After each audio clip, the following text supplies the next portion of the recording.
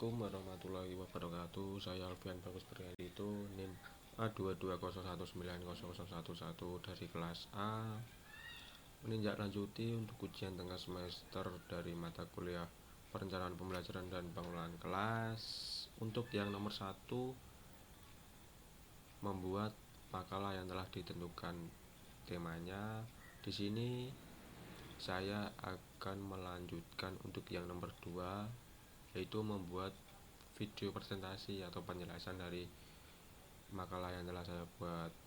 Untuk makalah yang dibuat milik saya berjudul Pentingnya Keberadaan Perencanaan Pembelajaran dan Pengelolaan Kelas bagi Guru Profesional. Langsung saja masuk ke bab 1 atau pendahuluan. Untuk pendahuluan sendiri berisi urgensi perencanaan pembelajaran dan pengelolaan kelas. Untuk bab 1 atau pendahuluan di sini makalah milik saya terdiri atas 5 alinea, yaitu tentang pendidikan seyogianya merupakan kebutuhan dasar dalam mengarungi kehidupan yang modern ini.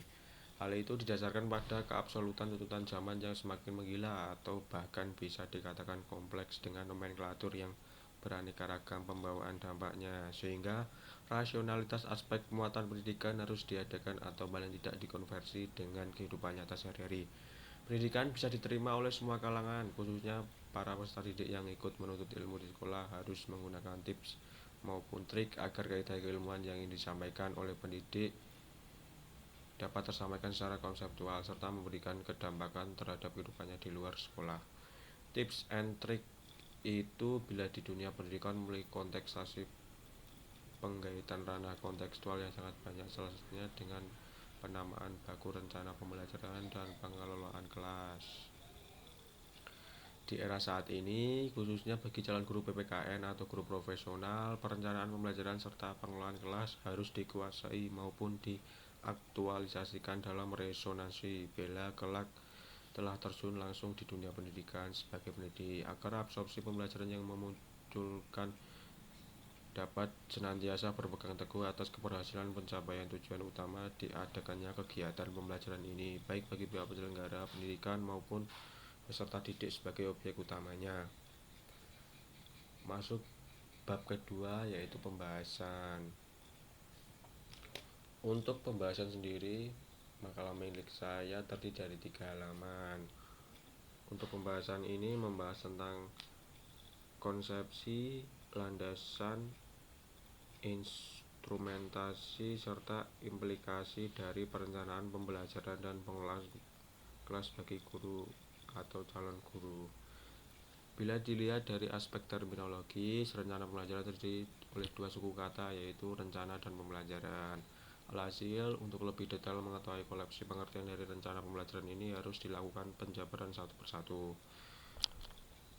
Rencana merupakan hasil kolektivitas dari suatu perencanaan dengan senantiasa berpegang teguh terhadap optimalisasi dari datangnya masa depan. Sedangkan pembelajaran adalah prosesi monitoring transfer keilmuan dengan pengikutsertaan rangkaian kegiatan di belakangnya yang masih erat kaitannya dengan dunia pendidikan. Rencana pembelajaran hadir sebagai rekognisi kebutuhan vital dalam melakukan aktualisasi kegiatan pembelajaran dari guru pada siswa guna untuk meraihkan setiap konsesi aktivitas tersebut dengan harapan dapat mengakuisisi tahap jengkal tujuan yang telah dirumuskan atas kegiatan ini. Bila dari keberadaan oksidan terminologi, kata pengerjaan pengelolaan kelas seyogianya terdiri atas 2 suku kata, yaitu pengelolaan dan kelas. Untuk tujuan ditekannya pengelolaan kelas ini menurut Ahmad dikategorikan dalam 3 kategori, yaitu ini.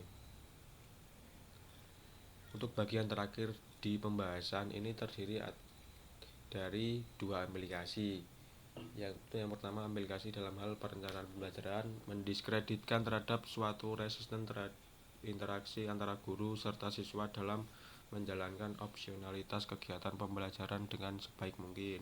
Kegiatan pembelajaran dalam hal ini menginisiasi atas pemakrifatan penggunaan rencana pembelajaran dalam skema monokultural jangka panjang dengan mengobserv keberadaan muatan yang ingin dicapai atau digapai, yang salah satunya yaitu tujuan pembelajaran. Untuk implikasi yang kedua, yaitu implikasi dengan adanya pengelolaan kelas mengelaborasikan sebuah tatanan intern dalam dunia pendidikan dengan senantiasa berpegang teguh dalam keteraturan dunia pendidikan dengan rekognisi utama yang dijalankan yaitu untuk memberikan sentuhan inisiasi keadaan pembelajaran agar senantiasa kondusif serta kontributif sehingga memberi jalan yang lebar dalam hal mengupayakan pemberlakuan sistemik yang berorientasi pada siswa.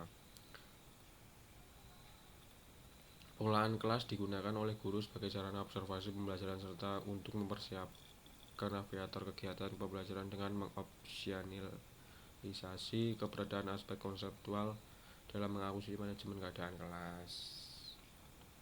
Masuk ke bab terakhir atau bab ketiga, itu berisi penutup kesimpulan. Untuk kesimpulan terdiri dari 3 linear. Pertama, pendidikan pada dasarnya ada untuk mengoksidasi perkembangan intern dari siswa untuk bisa senantiasa berproses mencapai tahap yang diimpikan ke depannya.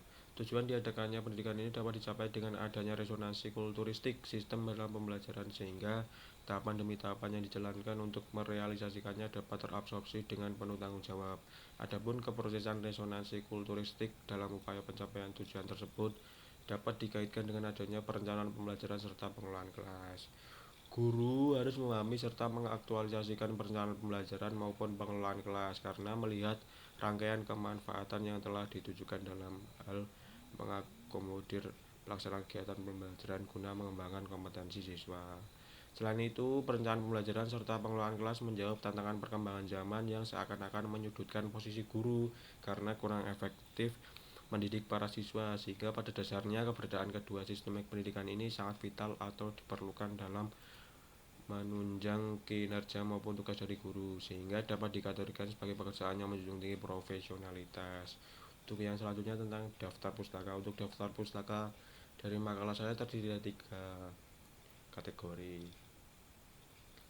Sekian presentasi dari saya. Bila ada salah-salah kata, saya mohon maaf sebesar-besarnya. Wabillahi taufiq walhidayah. Wassalamualaikum warahmatullahi wabarakatuh.